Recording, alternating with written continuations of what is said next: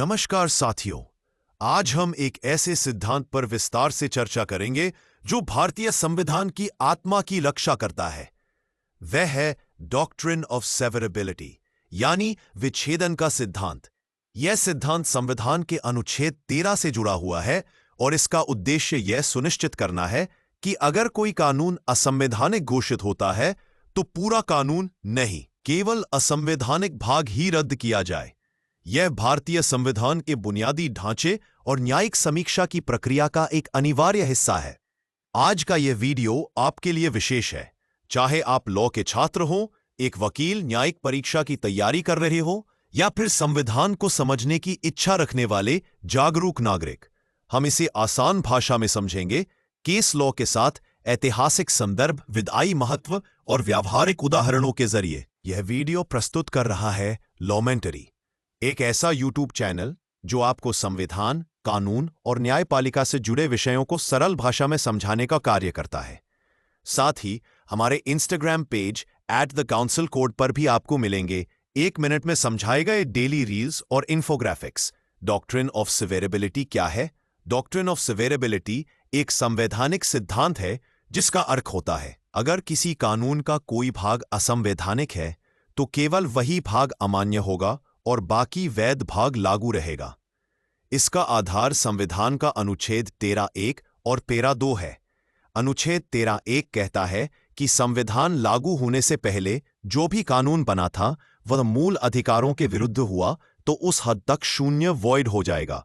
अनुच्छेद 13(2) कहता है कि राज्य ऐसा कोई कानून नहीं बना सकता जो मूल अधिकारों का उल्लंघन करे। ऐसा कोई भी कानून शून्य वॉइड होगा।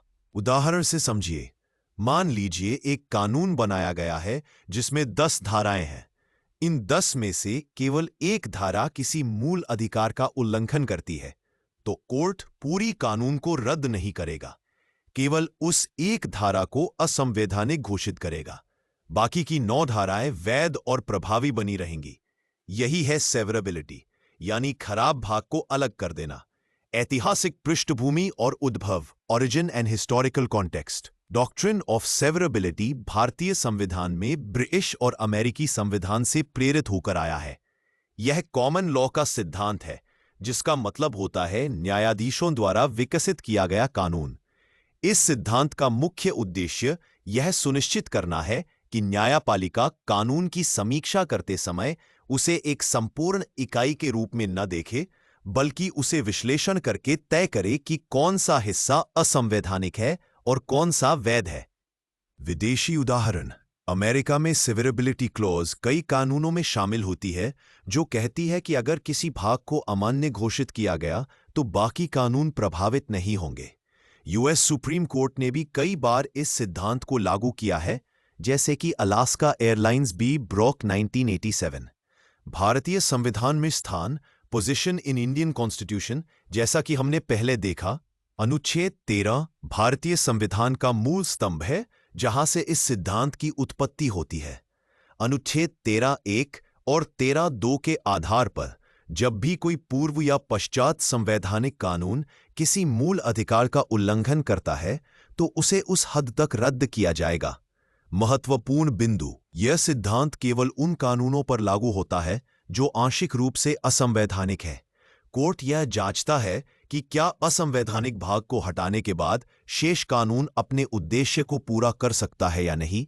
प्रमुख निर्णय यानी landmark judgments, RMD Chamarbaugwala versus Union of India 1957 यह सिद्धांत का प्रमुख केस है।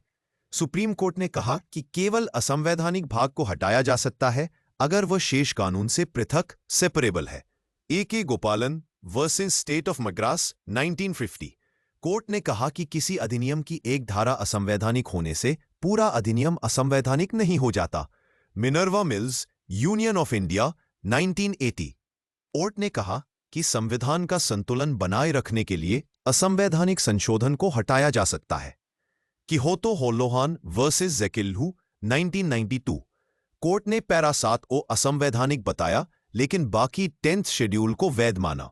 State of Bombay versus FN बालसारा 1951, Bombay prohibition act की कुछ धाराएं फंडामेंटल राइट्स के खिलाफ पाई गईं, तो केवल वही धाराएं रद्द की गई, बाकी कानून प्रभावी रहा। परीक्षण यानी टेस्ट ऑफ सेवरेबिलिटी कोर्ट निम्नलिखित प्रश्नों के आधार पर तय करता है कि सेवरेबिलिटी लागू हो सकती है या नहीं। क्या असंवैधानिक भाग शेष भाग से अलग किया जा सकता है? क्या शेष भाग स्वतंत्र रूप से लागू किया जा सकता है? क्या विधायिका का उद्देश्य केवल असंवैधानिक भाग के बिना भी पूरा हो सकता है? यदि उत्तर हाँ है, तब डॉक्ट्रिन ऑफ सेवरेबिलिटी लागू होगी। व्यावहारिक उपयोगिता और संविधान की रक्षा, यह सिद्धांत एक प्रकार का संविधान सुरक्षा कवच है जो ये सुनिश्चित करता है कि विधायिका द्वारा बनाए गए कानूनों की वैधता की समीक्षा के दौरान कानून की उपयोगी और वैध धाराएं नष्ट न हो। इससे कानूनों का संतुलन बना रहता है और प्रशासनिक अस्थिरता से बचा जा सकता है। लाभ: कानून का अच्छा भाग बच जाता है। न्यायपालिका को अधिक विवेक का प्रयोग करने की शक्ति मिलती है। कानून बनाने की प्रक्रिया को सम्मान मिलता है। डॉक्ट्रिन ऑफ सेवरेबिलिटी और अन्य सिद्धांतों से तुलना। Doctrine of severability versus doctrine of Eclipse. Severability केवल असंवैधानिक भाग रद्द होता है, इक्लिप्स असंवैधानिक भाग निष्क्रिय रहता है लेकिन बाद में पुनर्जीवित हो सकता है। Severability versus doctrine of basic structure. Severability सामान्य कानूनों पर लागू, बेसिक स्ट्रक्चर संविधान संशोधन पर लागू। निष्कर्ष यानी कंक्लूजन: डॉक्ट्रिन ऑफ सेवरेबिलिटी भारतीय संविधान की रक्षा करने वाला एक ऐसा यंत्र है जो यह सुनिश्चित करता है कि संविधान के मूल अधिकारों का उल्लंघन न हो और कानून का अच्छा हिस्सा बेकार न जाए। यह न्यायपालिका की बौद्धिक शक्ति, विवेक और संविधान की गरिमा का प्रतीक है। इसका सही अनुप्रयोग ही न्याय और शासन में संतुलन बनाए रखने का एकमात्र मार्ग है। अगर आपको यह वीडियो पसंद आया हो तो इसे लाइक, शेयर और सब्सक्राइब जरूर करें। ऐसे ही संवैधानिक और कानूनी विषयों पर आसान भाषा में वीडियो पाने के लिए जुड़े रहिए हमारे चैनल लॉमेंट्री और इंस्टाग्राम पेज @theCouncilCode के साथ। कोई सवाल हो तो कमेंट में पूछिए और अगली वीडियो किस टॉपिक पर चाहिए ये भी बताइए। धन्यवाद। जय हिंद।